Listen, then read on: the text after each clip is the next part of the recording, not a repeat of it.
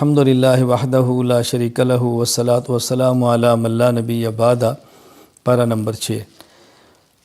یہاں ایک بات بیان فرمائی جو پہلے پاروں میں بھی چل رہی ہے۔ یہود و نصارہ کے جرائم بیان کی ہیں، مختلف طریقوں سے دین پر حملہ کرنا اور دین کو مجروح کرنا، حضرت عیسیٰ علیہ السلام کو قتل کرنے کی کوشش کرنا، سازشیں کرنا، اور پھر یہ بتایا کہ انہوں نے کوششیں کی ہیں، سازشیں کی ہیں مگر ناکام رہے ہیں۔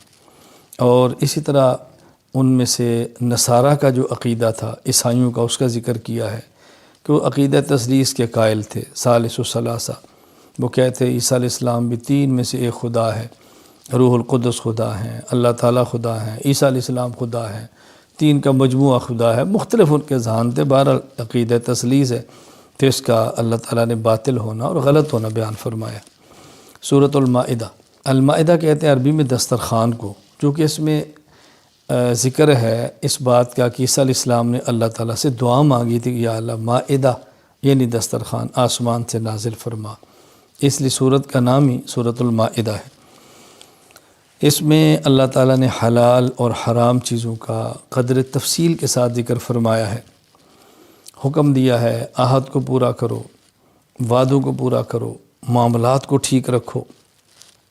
جو حرام چیزیں ہیں، مردار ہے، جب ذبح کرتے ہیں تو رگوں سے خون نکلتا ہے، دم مسفوح، بہنے والا خون ہے، خنزیر کا گوشت ہے، وہ جانور جو غیر اللہ کے نام پر ذبح کیا جائے بطور خاص، یہ وہ مردار ہیں کہ جس سے تمہیں بچنا چاہیے، یہ تمہارے اوپر حرام ہے۔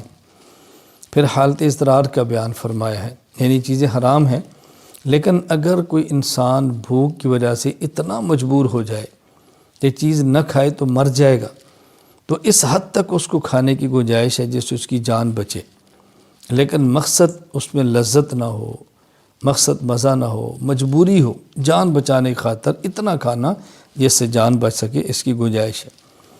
پھر اس میں تکمیل دین کو بیان فرمایا۔ اللہ رب العزت نے اپنے پیارے حبیب حضرت محمد صلی اللہ علیہ وسلم پر دین کو کامل اور مکمل فرما دیا ہے۔ دین کے کامل اور مکمل ہونے کا معنی یہ ہے اللہ تعالیٰ نے کچھ مسائل قرآن کریم میں بیان فرمائے، کچھ مسائل احادیث میں بیان فرمائے، اور بعض مسائل کے لیے قرآن کریم اور احادیث میں اصول بیان فرما دیے، جن اصولوں کی روشنی میں باقی ماندہ مسائل کو نکالا جائے گا، اور ان مسائل کو نکال کر دینے کے لیے اللہ نے امت کو مجتہد اور فقہ عطا فرما دیے۔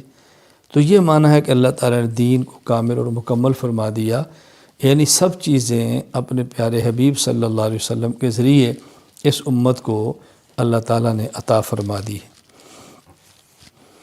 یہود و نصارہ کا ایک دعویٰ تھا ہم اللہ تعالیٰ کے بیٹے ہیں، اللہ تعالیٰ کے محبوب ہیں، اللہ تعالیٰ ہمیں عذاب نہیں دیں گے۔ ان کے اس دعوے کی تردید کی ہے کہ اللہ تعالیٰ کیا تو معیار تقوی، نیکی، صحت عقائد ہے، تو وہی اللہ تعالیٰ کا محبوب ہے جس کی عقائد ٹھیک ہے اور اعمال ٹھیک ہے۔ اگر عقائد میں فساد ہے تو اللہ تعالیٰ کا محبوب کیسے ہو سکتا ہے؟ تو پھر یہ بات یہود کو سمجھائی کہ یہ بات تمہاری غلط ہے اور تمہارا دعویٰ باطل ہے، اور اس میں ہمیں سبق دیا گیا ہے کہ محض اپنی امیدوں سے، خیالی پلاؤں سے اپنے آپ کو اللہ کا محبوب اور قریبی نہ کہنا، تیاری کرو، عقائد ٹھیک کرو، اعمال ٹھیک کرو، اور اس سے تم اللہ تعالیٰ کا محبوب بنو گے۔ پھر اس بارے میں حضرت آدم علیہ السلام کے دو بیٹے حابیل اور قابیل کا ذکر فرمایا ہے، کیونکہ آدم علیہ السلام اور اماں حوا دنیا کے پہلے خامد اور بیوی ہیں، تو حضرت حوا کے پیٹ سے ایک بیٹی اور بیٹا پیدا ہوتا، پھر بیٹی اور بیٹا پیدا ہوتا، تو جو اکٹھے بیٹی اور بیٹا پیدا ہوتے ان کا آپس میں نکاح نہیں ہوتا تھا، بلکہ ایک پیٹ سے بیٹا، پھر بعد میں بیٹی، ایک پیٹ سے بیٹی، دوسرے پیٹ سے بیٹا، ان کا نکاح ہوتا۔ تو قابیل کے ساتھ جو بیٹی پیدا ہوئی وہ چاہتا تھا میرا اس سے نکاح ہو نہیں سکتا تھا، تو قابیل نے اس مقصد کے لیے حابیل کو قتل کر دیا۔ وہ واقعہ اللہ تعالیٰ نے یہاں بیان فرمایا، بڑی تفصیل کے ساتھ بیان فرمایا ہے۔ پھر ایک ہے چور، ایک ہے ڈاکو، ایک ہے باغی۔ اللہ تعالیٰ نے چھٹے پارے میں ڈاکوں اور باغیوں کی سزا کا ذکر فرمایا۔ بعض ایسے ہیں جن کو سولی پر چڑھا دینا چاہیے، بعضوں کے ہاتھ اور پاؤں کو مخالف جانب سے کاٹ دینا چاہیے۔ تو ان کی جو مختلف سزائیں تھیں وہ اللہ تعالیٰ نے بیان فرمائیں، اور پھر یہ بھی بیان فرمایا کہ ان سزاؤں کا بنیادی مقصد امت سے جرائم کو ختم کرنا ہے۔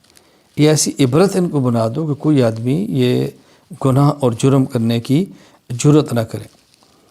چھٹے پارے میں اسلامی قوانین اور حدود کو بیان فرمایا ہے، اس جرم کی یہ حد ہے، اس جرم کی یہ حد ہے۔ بعض جرائم کی حدود بیان کی ہے اور کہیں اللہ تعالیٰ نے ضابطے بیان فرما دی ہیں۔ قرآن کریم کو دوسری کتابوں پر اللہ تعالیٰ نے فضیلت عطا فرمائی ہے، اور اس کا بھی ہاں چھٹے پارے میں ذکر فرما دی ہے۔ قرآن کریم باقی آسمان کی کتابوں سے افضل ہے۔ ایک تو اتنا کافی ہے کہ اللہ نے فرما دیا ہے، ہمارے آخری حبیب صلی اللہ علیہ وسلم پر نازل ہوئی ہے، لیکن وجہ بھی بیان فرما دی کہ اس میں عقائد، عبادات، اخلاقیات، معاشرات، معاملات، یہ پانچوں چیزیں موجود ہیں، اور جس طرح اس میں موجود ہیں اس طرح کسی آسمانی کتاب میں تفصیل کے ساتھ موجود نہیں ہے۔ لہذا قرآن کریم اس بنیاد پر باقی تمام آسمانی کتابوں سے اعلیٰ اور افضل ہے۔ پھر اللہ تعالیٰ نے کفار کے بارے میں بیان فرمایا کہ دیکھو کفار کی دوستی میں خطرات کتنے ہیں، نقصانات کتنے ہیں، یہ تمہارے ساتھ مخلص نہیں ہیں، ان سے یارانے مت رکھو، قلبی دوستی مت رکھو، اندر کا تعلق مت رکھو، تمہارا تعلق مسلمانوں سے ہونا چاہیے۔ اور پھر ساتھ یہ بات بھی سمجھائی کہ اللہ تعالیٰ تو اللہ تعالیٰ محتاج نہیں ہے تمہارے، تم اللہ تعالیٰ کے دین کو سنبھالو گے تو بہت اچھا، نہیں ہوگا تو اللہ تعالیٰ تمہاری جگہ کسی اور قوم کو لے آئیں گے، اللہ ان سے پیار کریں گے، وہ اللہ سے پیار کریں گے، اللہ کے راستے میں جہاد کریں گے، کسی ملامت کرنے والے کی ملامت سے ڈریں گے بھی نہیں، اور وہ لوگ دین کو پیش کریں گے، دین پر عمل کریں گے۔ تو ہمیں سوچنا چاہیے کہ ہم نے کفار سے یارانہ اور دوستانہ بھی نہیں رکھنا، اور ڈرتے ہوئے اللہ کے دین کے کام کے اندر لگا رہنا ہے۔ آخر میں ایک بات فرمائی کہ دیکھو تمہارے دشمن یہود بھی ہیں، تمہارے دشمن نصارہ بھی ہیں، یہودی بھی مسلمانوں کے مخالف ہیں، نصارہ بھی مخالف ہیں، دونوں تمہارے مخالف ہیں، لیکن ان میں زیادہ نفرت اور زیادہ دشمنی اور زیادہ کینہ مسلمانوں کے ساتھ جو رکھتے ہیں وہ یہود ہیں، اور عیسائی ان کی نسبت نرم دل ہیں۔ اللہ تعالیٰ کی بات برحق ہے، اللہ تعالیٰ کی بات بالکل بجا ہے، جو فرمایا 100% ٹھیک ہے۔ لہذا ہمیں بھی اس بات کا اہتمام کرنا چاہیے، جب یہود اور نصارہ ہمارے دشمن ہیں تو ہمیں چاہیے ہم ان کو اپنا دشمن ہی سمجھیں، اپنا خیر خواہ نہ سمجھیں، وہ ہرگز ہم سے راضی نہیں ہوں گے، ہم ان کو راضی کرنے کی کوشش بھی کریں گے، راضی نہیں ہوں گے۔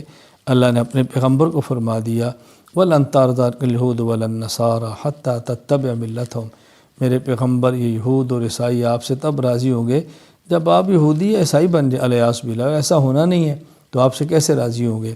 اللہ تعالی ہمیں حضور اکرم صلی اللہ علیہ وسلم کا سچا امتی بن کر شریعت کے مطابق، اتباع سنت کے مطابق زندگی گزارنے کی توفیق عطا فرمائے۔ وآخر دعوانا ان الحمد